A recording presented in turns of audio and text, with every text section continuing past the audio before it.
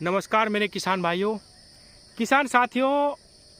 पिछले वर्ष इस समय तक किसानों ने बहुत दवाइयाँ लगाई, बहुत ट्रीटमेंट दिए अपने गन्ने को, सभी प्रकार की दवाएं फैल हो गई और किसानों को बहुत ज़्यादा नुकसान हुआ। पिछला सत्र देख के सभी ये समझ रहे थे कि इस साल भी ऐसा ही होगा और खासकर 0238 में बीमारियाँ और ज़्यादा बढ़ेंगी और किसानों को नुकसान होगा। लेकिन किसान साथियों, ये बहुत अच्छी खबर है, बहुत अच्छी बात है कि इस साल इतना रोग गन्ने में नहीं आया। अभी तक आपने अपना गन्ना बचा के रखा,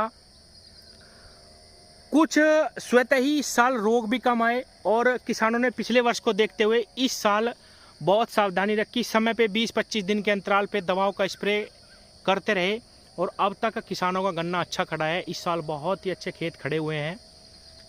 लेकिन इसका कतई ये मतलब नहीं है कि किसान भाइयों आगे आप इसकी अनदेखी कर दें और ये समझे कि भाई मेरा गन्ना तो अब जब पार हो गया, अब मुझे कुछ भी करने की आवश्यकता नहीं है।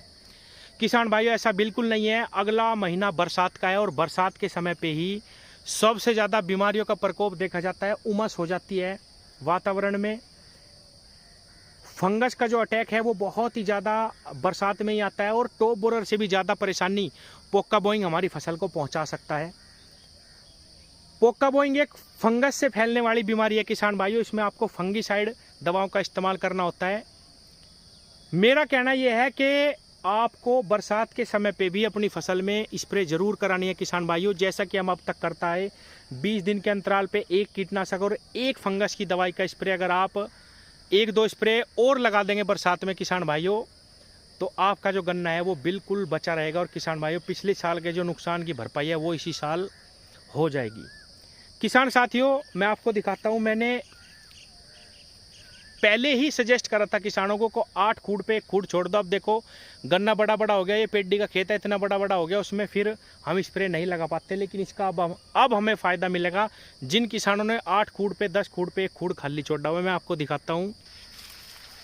ये देखिए किसान भाइयों, ये 13235 प्रजाति है, बहुत ज़्यादा छिदा, बहुत ही कम जमा हुआ था, लेकिन खेत भर गया। अब बहुत अच्छी ग्रोथ है।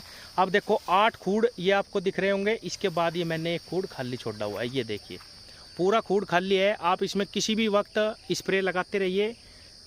अगले 1-2 पानी के बाद जब गन्ना बहुत बड़ा हो जाएगा किसान भाइयों, आगे भी दिखाता हूँ, तब हमें इसका बहुत ज़्यादा लाभ मिलेगा। ये 8 खूड़ के बाद 1 और खूड़ खाली है किसान भाइयों। इससे कोई भी डिफरेंस हमारी पैदावार पे नहीं आता, लेकिन इसका फ़ायदा बहुत मिलता है किसान साथियों। लास्ट तक हम अपने गन्ने में स्प्रे कर पाएंगे और बरसात में जब गन्ना बड़ा बड़ा हो जाता है और अगर आप स्प्रे टैंकर वालों से भी किराए पे स्प्रे करवाते हैं तो वो भी अच्छे तरीके से स्प्रे नहीं लगाते और उसका पूरा लाभ हमें नहीं मिलता।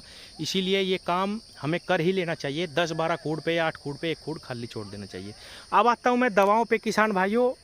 जैसा कि मैंने बताया, पोक्का बोइंग बहुत ही ज़बरदस्त नुकसान पहुँचा सकता है। इसीलिए अब तक आपने चाहे एक बार भी फंगस की दवा का इस्तेमाल ना करा हो, गन्ने की फसल में कोई भी फंगस की दवाई अब तक स्प्रे करने की आवश्यकता हुई ही नहीं है। मैंने भी अब तक एक भी दवा नहीं करी किसान भाइयों। लेकिन अब आपको हर तीसरी स्प्रे में 1 स्प्रे छोड़ करके आप फंजीसाइड दवाओं का इस्तेमाल करें। 1 कीटनाशक का स्प्रे करते रहें 20-25 दिन के अंतराल पे।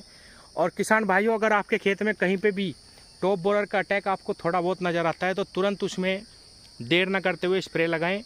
किसान भाइयों, स्प्रे वही लगानी है, सस्ती लगानी है। जैसे मैंने बताया आपको, कार्बेंडाजिम मैनकोजेब बहुत सस्ती और बहुत अच्छी दवाई है पोक्का बोइंग के लिए। थाइफोनेट मिथाइल बहुत अच्छी दवाई है किसान भाइयों। 1 फंजीसाइड का आपको इस्तेमाल करना। टेबुकोनाजोल बहुत अच्छा साल्ट है, फंगस में बहुत अच्छा काम करता है। इनमें से केवल 1 लगाना है।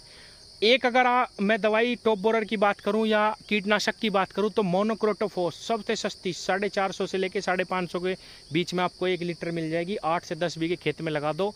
बहुत ही ज़बरदस्त इस दवाई का रिजल्ट है किसान भाइयों। सस्ती दवाई है। एक हमारी जो लीथल सुपर आती है जिसमें क्लोरोसाइपर आता है, ये आप लगाओ बरसात में एक बार फंगस की दवा के साथ। और प्रोफेनाफोस जो एवरग्रीन दवाई है जिसका इस्तेमाल सबसे ज़्यादा इस साल भी किसान कर रहे हैं। प्रोफेनाफोस जिसके अंदर प्रोफेनाफ्लोस प्लस साइपरमेथ्रिन का कम्बिनेशन आता है, ये दवाई लगाओ।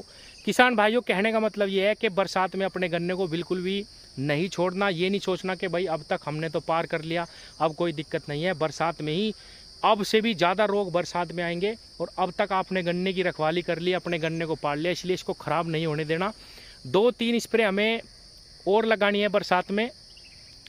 अगर आप वो सही समय पे लगा लेंगे तो निश्चित रूप से इस बार एक अच्छा उत्पादन हम अपनी गन्ना फसल से ले पाएंगे। देखिए किसान भाइयों, कितना अच्छा गन्ना पे कलर है और बहुत अच्छा ग्रोथ सभी किसान भाइयों का गन्ना दिखा रहा है।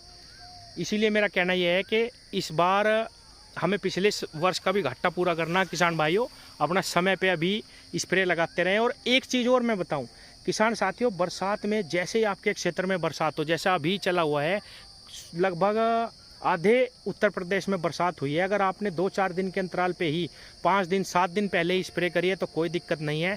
अगर आपको 15 दिन हो चुके हैं स्प्रे लगाए बिना, तो आप एक हल्का फुल्का स्प्रे अपनी फसल में ज़रूर लगा दें किसान भाइयों, क्योंकि बरसात आते ही पता नहीं टॉप बोरर भी और फंगस की जो अटैक है वो हमारी फसल में ज़रूर आती है।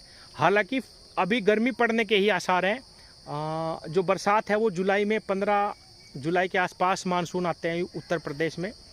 थोड़ा बहुत 1-2 हफ्ता ऊपर नीचे हो जाता है, लेकिन जुलाई में ही बरसात सही तरीके से शुरू होती है। किसान भाइयों, अभी फंगस का भी इतना मैं नहीं कहूँगा कि अटैक आएगा। जब अच्छे तरीके से बरसात शुरू हो जाए तभी आप फंगस का स्प्रे करें, नहीं तो एक कीटनाशक का ही स्प्रे एक और लगा दें तब तक। धन्यवाद।